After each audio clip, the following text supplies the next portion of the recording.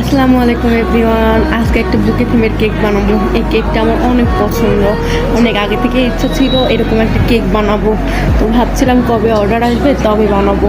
এই তো অর্ডার চলে আসলো, এখন কেকটা বানানোর সুযোগটাও হয়ে গেল। কেকের বেসটা কমপ্লিট করে আমি নর্মাল ফ্রিজে রেখে দিয়েছিলাম, এখন কাট করে নেব। এটা মাঝখান থেকে না, একটু নিচ থেকে কাট করে তারপরে আবার দুইটা লেয়ারে কাটতে হবে। তারপর এটা আবার উল্টা করে লাগাই দিলে একটা বুকে টাইপের শেপ চলে আসবে।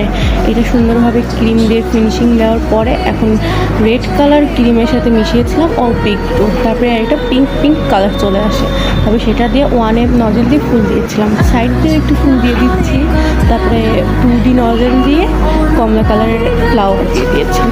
এগুলো দেখতে দুইটা কালারের কম্বিনেশনে অনেক সুন্দর লাগছিল। এই তো আমার ফ্লাওয়ারগুলো দেওয়া হয়ে গিয়েছে, এখন দেখতে মোটামুটি ভালো লাগছে। এখন সাইড দিয়ে বর্ডার দিয়ে দিব, স্টার নজেল দিয়ে এই বর্ডারটা দিচ্ছি।